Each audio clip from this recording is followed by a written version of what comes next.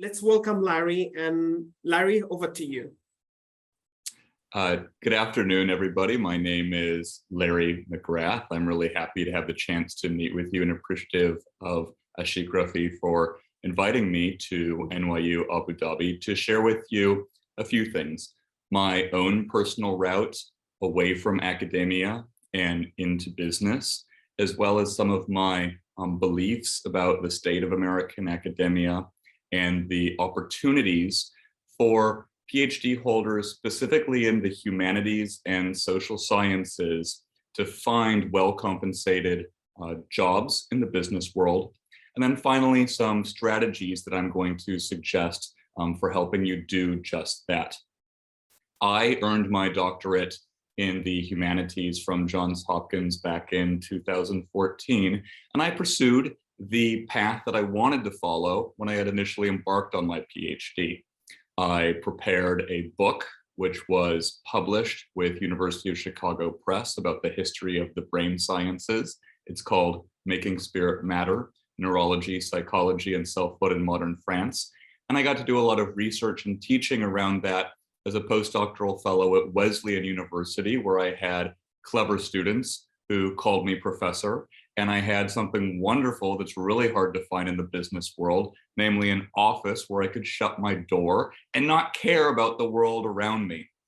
But in fact, I did care about a lot of things around me, namely a lot of my friends who were in business, who were lawyers, and they were doing really fun things like eating nice meals and going skiing during the winter. And that all required money, and academics don't get paid a lot of that. We also don't have as much choice over where we live. I was living in the middle of Connecticut, and the choice that most people have on the academic market over their geography is negative. That is, they choose where not to apply, but it's really hard to be able to find yourself somewhere desirable that you positively want to live. And so it was for those reasons in 2017 that I decided to leave. I spent an entire summer buying about 50 coffees for people and doing informational interviews, or what normal people call conversations, trying to learn the lay of the land. What are the opportunities out there? Where is a PhD in the humanities and social sciences valuable? And I'm going to discuss with you some of the areas within tech companies specifically where it is valuable. Now I am at Amazon. I'm helping build the research department for Prime Video Sports so that we can identify and develop new product features within sports experiences, and also understand the behavior of people in countries all over the world where Amazon is trying to expand its sports offerings, namely Western Europe, Western Africa, and Southeast Asia. Those are two domains, product development and the understanding of consumer behavior, where research is really important. I spent the past 3 years before this at Meta, or Facebook as the company was called, doing research as well there, primarily in areas of business messaging, advertising, and AI ethics. And I really enjoyed my life in the business world after having left academia nearly a year ago. So that's my trajectory, as well as a brief table of contents for what I'm going to share with you. I should also address, before I jump into things, what are my motivations for doing this? People oftentimes ask me, Larry, you have a well-paying job, you have plenty on your plate right now, so why give these talks? And my motivations are twofold. The personal reason is because within academia, the business landscape, and especially the structure and entry points to tech companies, can seem quite opaque. And I want to help illuminate some of that opacity for people. I was talking with Ashik before this presentation began. When I was leaving academia, it felt like quite a solitary endeavor. That's why it was incumbent upon me to reach out to so many people on LinkedIn as I did, offer to buy them coffee, and learn about what they do while asking very basic questions. I think opportunities like this to hear from people who have made the transition can help demystify what life is like on the other side, that is in the business world. The second motivation is political. I think that the treatment of non-tenured faculty at particularly American universities is abysmal. They're being expected to do more and more work for less and less compensation. And so my ambition is that by helping PhD holders in the humanities and social sciences to realize their value in the business world, we can help encourage a migration of that labor pool out of academia. Because the smaller the labor pool, the harder it is to justify low wages, and the more that academic institutions therefore might have to compete over PhD holders' labor with businesses. So there you go. I'm now going to share my screen.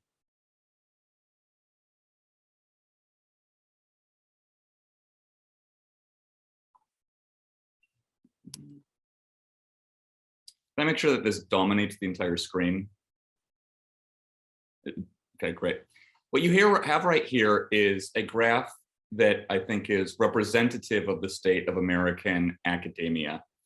The thesis that I want you to get from this bar graph of the current composition of employment in American academia posted by the American Association of University Professors is that across tenured track, full-time, non-tenured track, part-time, and graduate employees, as you see the labor categories on the left, ultimately 73% of instructional faculty right now, or at least when this graph was compiled in 2020, 73% of instructional faculty are outside of the tenure track,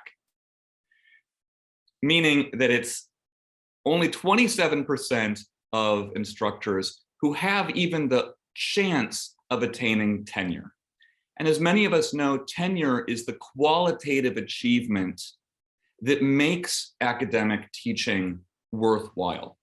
It's the qualitative achievement, the security of one's job to be able to pursue a research agenda as you wish, that compensates for the lack of quantitative benefits, namely the poor compensation, at least in comparison to business jobs outside academia.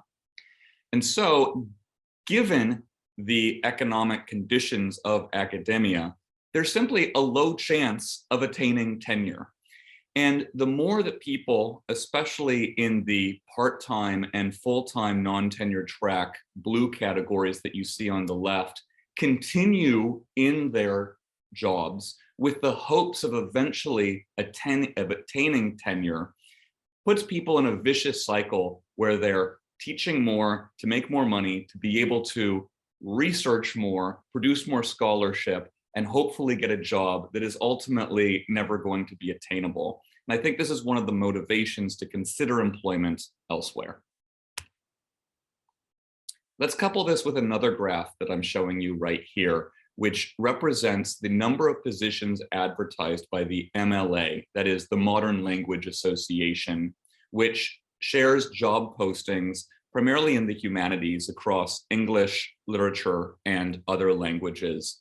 And what you can see up until 2019, when this data was compiled, is a steady decrease in the number of jobs available. So not only has there been a decrease in the percentage of tenure track positions, but also in the aggregate jobs available to academics. And this is another strong reason to consider that prospects in academia are no longer attainable, not because of anybody's scholarship. There's so many brilliant people in this labor pool, but simply because of the economic scarcity of positions available and the high demand of overqualified labor trying to attain those few positions.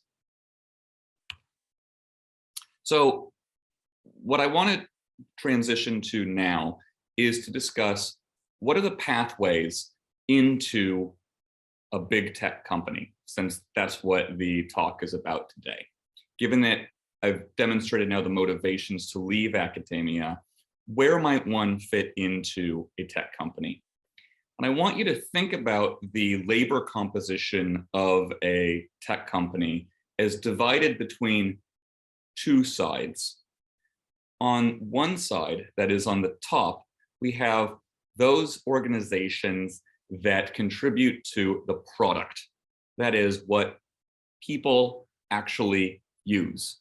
The product of Amazon, for example, is Prime Video, or the marketplace purchasing services, or Alexa. The product of Google is the search engine, or the docs and sheets that I'm using to present this. And on the other half of the company is the business side. That is those organizations that maintain the regular working of the business, but do not contribute to the development of the product. So far, most academics, let me rephrase that. There are a lot of academics from the humanities and social sciences who think that the best entree for them into a tech company is via user research within the organization of the design of the product. By the design of the product, I mean how the product is going to look to the end user, as opposed to, say, the coding of the product, which takes place in engineering, or the management of all of the different employees toward building that product, which takes place under product management. User research is a great domain.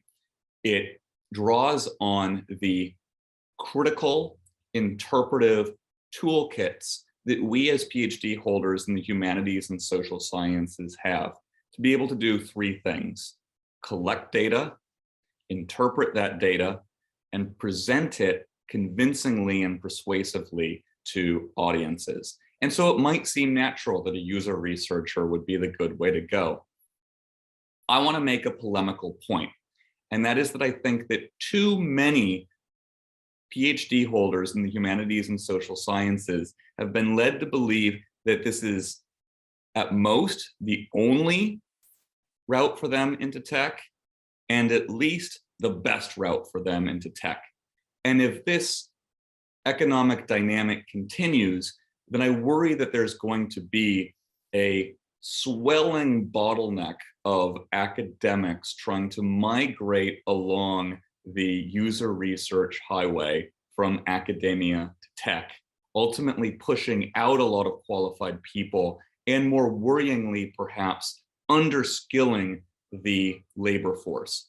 That is, as more academics transition to user research, it becomes easier for companies to justify lower labor costs in the form of less skilled employees in user research. And so I'm going to make a plea for considering other domains beyond user research in this talk.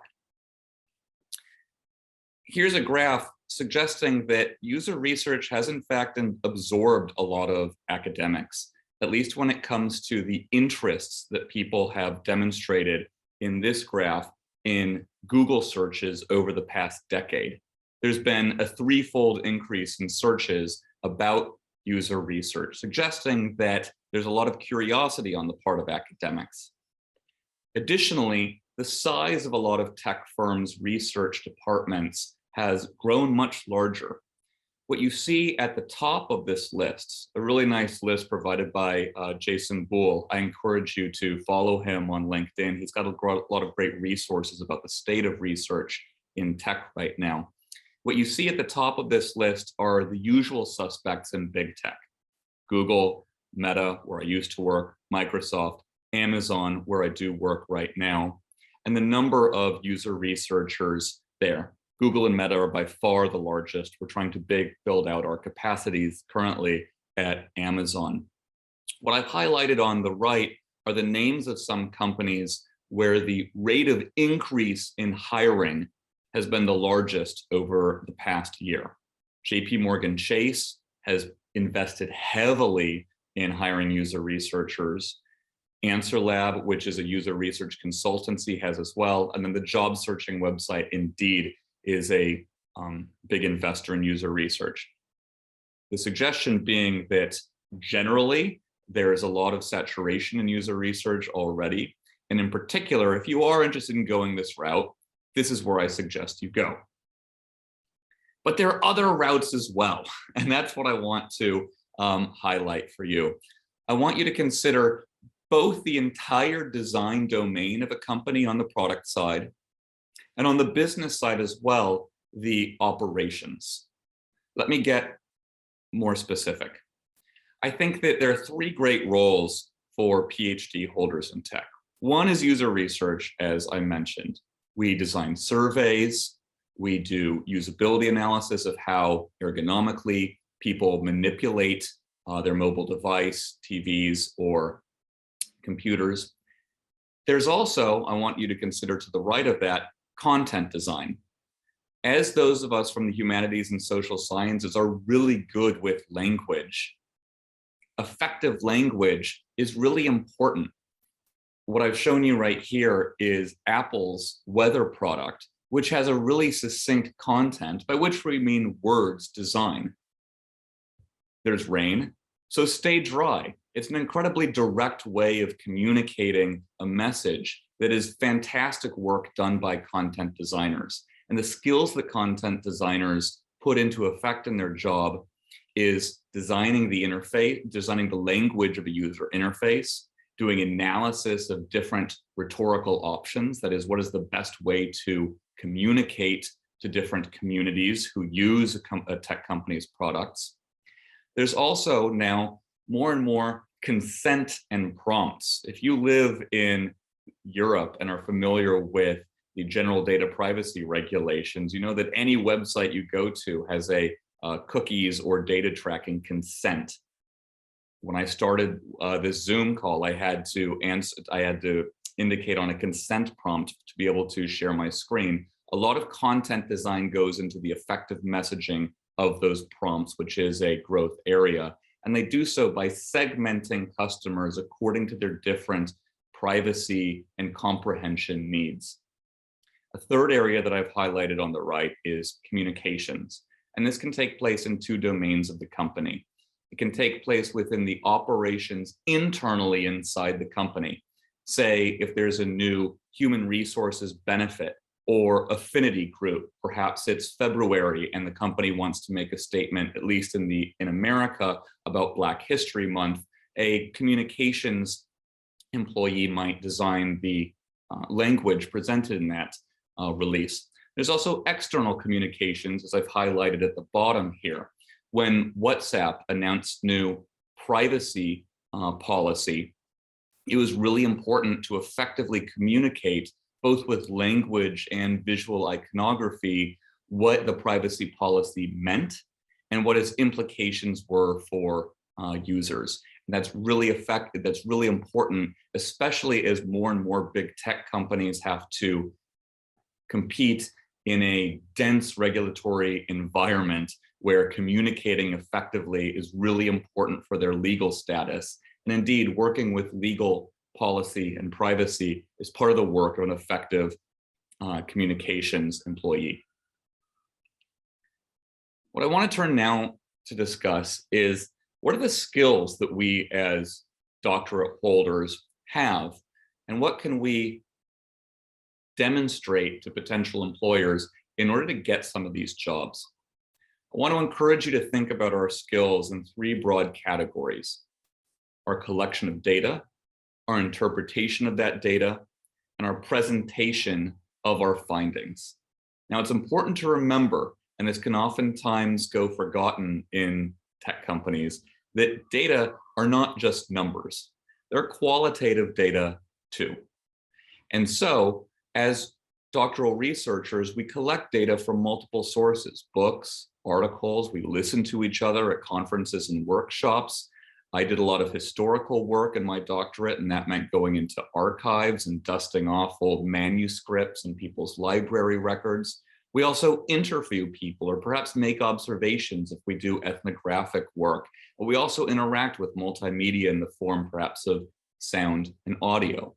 These are all data, and we have an ability to collect them across multiple forms, more so than just numbers. We also have the interpretive toolkit to understand conflicting theories of how to make sense of that data, of how they change over time within a historical perspective, and how they might be context dependent. Indeed, one of the values of somebody in user research, content design, or communications is that they can demonstrate cultural variance. That is, the way in which language and meaning might be different in various areas of the world without being better or worse. That's a very important skill as interpreters of data. And then finally, when it comes to presenting that data to our stakeholders, we can advance clear theses. We're familiar with writing and publishing. We've done so in front of classes before, in front of our dissertation committee, who grills our competence in being able to defend our argument in a sober way is really important. We've also interacted with diverse management levels across our departments, perhaps the college, the broader liberal arts, and perhaps public outreach as well. It's worth highlighting all of these skills and the materials that you bring to your application for a tech company. And I want to suggest that you do so by translating your research interests into more general terms of the projects that you have done. What I'm sharing with you in this slide right now is my own translation of the research that I did as a doctoral student and my abstraction from the particularities of that research into the skill sets invested in doing the research. And then ultimately on the right, the projects, that is, the projects which are a language that is consonant between companies and academia that I performed as a doctoral candidate. So on the far left, I wrote a book about the history of science in modern France and the way in which the French government invested in the brain sciences in particular in order to advance its own national interests and mold a vision of an ideal French citizen. I thought it was really interesting. Tech companies don't really care.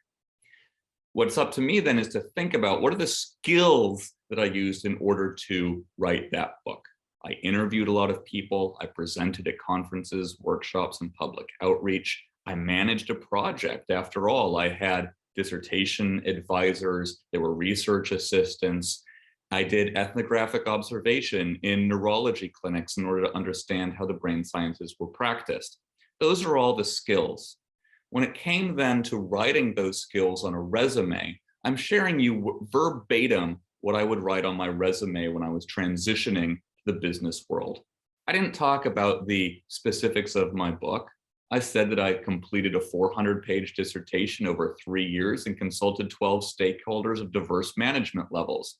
Diverse management levels is assistant, associate, and full professors.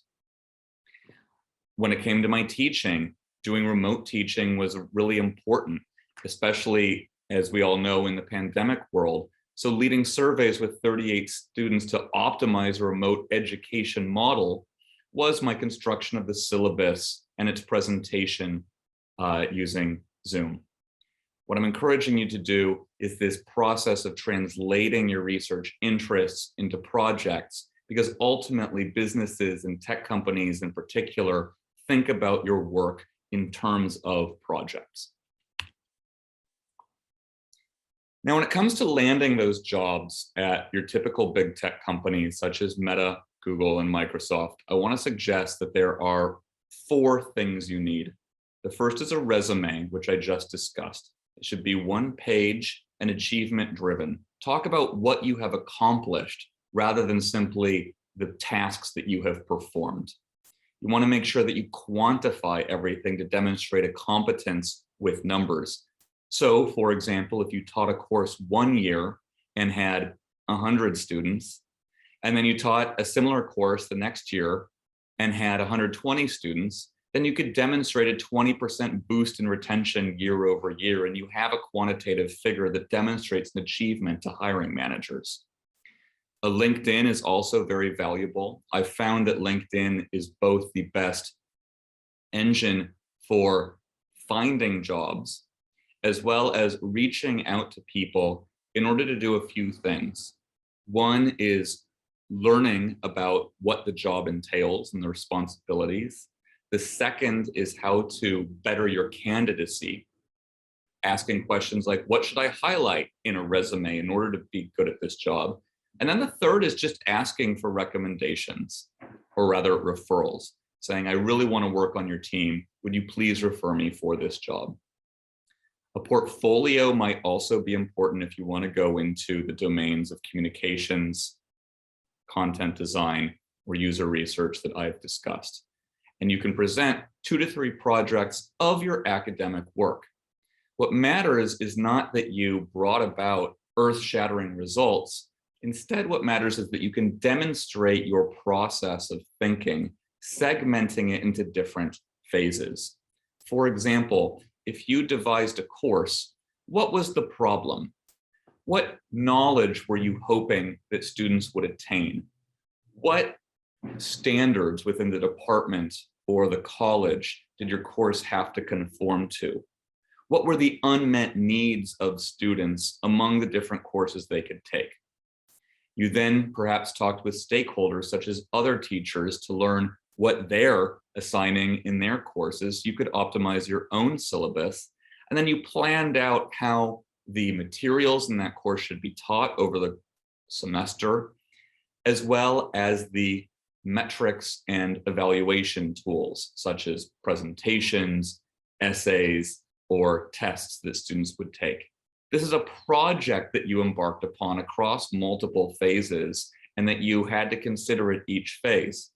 Show your teamwork, how you collaborated with people. I'd even just take photos. If you were writing sketches of how your syllabus should look, take a photo so you can share with people, this is my thought process. I think these are all worthy projects to include in the portfolio. Lastly, your network can be very important. If you're looking for a job, chances are you're not the first person in the world to do it. It's absolutely okay for you to talk to your friends and family and say, hey, I'm looking for a job. Is your company hiring? Do you know anybody else is hiring? We've all been there. As an academic attached to a university, you also have the advantage of going to career fairs and being plugged into an alumni association. Alumni love to help out students at their former college or university. Take advantage of that. Finally, using platforms like LinkedIn to make cold calls can be very important so that you get informational interviews. That is, identifying people perhaps with a similar background or in a company that you desire to work out, reaching out with a message saying, hey, I would love to pick your brain for 30 minutes. Could I ask you about where you're working? And if you can get 20 to 30% of them to respond at all, that's pretty successful. Ultimately, you're asking for people's time, and that's a precious thing. When it comes to applying to tech companies, here's the timeline that you're facing.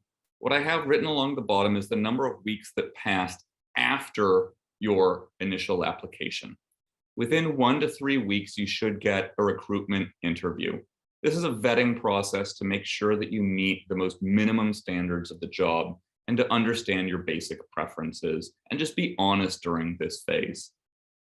After that, as long as you pass through the basic criteria of the recruiter, who's generally unfamiliar with the specifics of the role being hired, you'll have a skills interview. That will last 45 to 60 minutes, during which you'll be asked to discuss a few things: prior projects that you've done, as well as virtues of the role. What I mean by that is you might be asked, what makes a good content designer? Or what do you think a communication specialist should keep in mind when devising effective prose? You might also be asked to you might also be given hypothetical projects. That is a scenario such as a mock app facing a user engagement problem. And then if you're interviewing for a user research role, being asked how you might create a hypothetical research study in order to address and resolve that user engagement problem. Finally, 4 to 10 weeks after your initial application, you'll have an on-site interview. Of course, in the post-pandemic era, very little is on-site these days. What you can expect is an entire day of interviews, perhaps 4 to 8 of them, one of which will most certainly be about a 1-hour presentation of projects that you have done before. And it is absolutely okay if you present academic projects, whether it was a course taught, a dissertation written, or a conference panel organized. All of these count as projects. What matters is that you demonstrate the structure of your thinking as well as your learnings. What would you do differently had you had another chance to do this? And how that project connects with the values of the company. You'll also be asked behavioral questions. So you better know what you've done, for example, in a moment of disagreement with a colleague. That's a standard question, and how you resolve that disagreement, as well as technical scenarios. So what you might do when trying to communicate bad news, such as a drop in company earnings in a market report. This is my last slide, and what I want to share with you is some techniques for effective interviewing that I've broken down into 3 stages. The pre-interview stage, what you should consider before showing up to the interview, the beginning of your answer, how you should structure your answer when you first open your mouth, and then the way your answer should flow out. Before any interview, have in mind 4 to 5 workplace scenarios, projects that you've worked on with other people where there was perhaps a difficulty and certainly an achievement on your part. You want to focus on people's work on the project and not personalities. Nobody was right or wrong. Nobody was mean or nice. Focus on the work. And the goal I'm encouraging you is to permute those scenarios like a politician, so that any question that is given to you, you have a bank of potential scenarios that you can draw from and aren't having to create from scratch an example. Because ultimately your answers should not be overly abstract. They should be grounded in concrete examples of work you have done with other people for the benefit of an organization. When you're asked a question now during an interview, you're always welcome to ask for time. You could say, thank you for that question. Let me take a moment to think about it. You don't need to be knee-jerk in your response. During that time, I encourage you to identify in your mind, what scenario am I going to draw on from the 4 or 5 that I've prepared? And then when you begin to offer an answer, you want to demonstrate a structure. For example, there were 3 phases of this project. The first phase was our problem statement. Our second was data collection. Our third was its presentation to the executives on our team. Now, during your answer, I encourage everybody to familiarize themselves with the STAR method. That is where you present the situation you faced, the task in front of you, the action that you pursued to achieve that task, and then the result.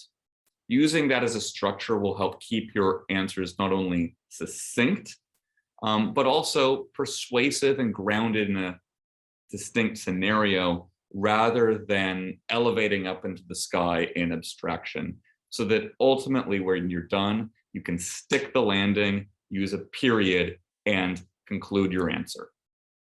That also marks the conclusion of my talk, and I'm happy to take any questions, I think, from Ashik as well as from the audience attending. Thank you so much. Thank you, Larry, so much. This is so informative. I'm going to use some of them also. Because I'm also doing my doctorate. I'm in my 2nd year, so it would be helpful for me alongside our students. So before I ask any questions to Larry, anyone has any question? If you have any questions, you can unmute yourself and ask, or you can raise your hand.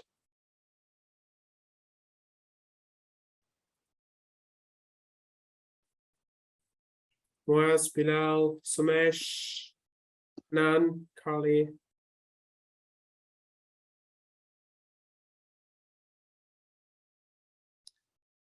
Okay, I will get started, Larry. I mean, that I think people may be processing the thoughts. Larry, Sure. I mean that like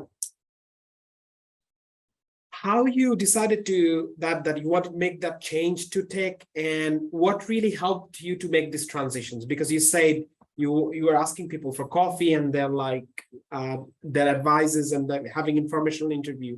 What really helped you to make this transition? There were a couple things that I was searching for in my life. The first very general thing I was searching for was disidentification from my work. What I mean by that is that as an academic, you have to identify with your work. You are your research agenda. You are the books and scholarship that you're producing. And you've got to be a rock star in order to get that tenure track job at UC Berkeley or Princeton University. And as a result, there's no moment in the day where you couldn't not be working. Every moment is a potential moment to advance your scholarship, add another footnote to your writing, or tinker with the prose to make them more effective, or submit another grant proposal. I was tired of it. I wanted to disidentify so that at the end of the day, come 6 p.m., I could shut my computer and not care about Mark Zuckerberg or Jeff Bezos. I could go have drinks with my friends. That was a big lifestyle motivation. The other answer is that the advice given to me by people that I chatted with during that summer was really effective. One piece of advice was just to understand what the different roles were. Consulting, specifically management consulting, was a strong interest of mine, and that's an area outside tech that does attract a lot of humanities and social science holders, companies such as Bain, BCG, and McKinsey, as well as more boutique consultancies such as Red or Gemic, and I investigated those. Yeah. I also came to learn that certain jobs were not at all what they seemed they were. For example, I became very interested in companies like Deloitte and PwC, which did change management. I thought, wow, that involves organizational psychology, and I've studied history, and I should have a good grasp of how organizations change over time. And I talked to people in that domain, and I quickly realized that it meant firing people. And I said, well, I don't want to do that. And so these are all different ways in which the informational interviews several years ago were able to help me crystallize my motivations and better understand where I wanted to go outside of academia. Perfect, thank you. Larry, I have the next question I want to ask you. Like, can you mention some of the challenges really you faced during this transition process? And how did you keep yourself motivated? Because it's not that easy that you're working on your research, you're looking for a job, having informational interview, writing this cover letter for all those jobs, preparing for interviews. It's a like huge spectrum of things, right? What kind of challenges you faced and what kept you going? Yeah, I got to reflect on that. There were a few challenging things. The first was getting used to rejection. Okay. Fortunately, most academics on the academic job market have to become accustomed to rejection, or else it's hard to endure. I think that I had submitted over the course of 4 years on the academic market at least 350 applications. There were a lot of rejections in there. And so getting used to rejections in the business world came as a natural transition. I think a second point of frustration was that I needed to get over my self-inflated bias that everybody wants a PhD. I've got all of this knowledge. Why wouldn't you hire me? I had a really bad attitude, I think, at first, and thought that if I've been in these rarefied ivory towers, then I should be able to step down easily and descend into the marketplace where people want my expertise. And that's just a bad attitude. And that bad attitude was a block for me.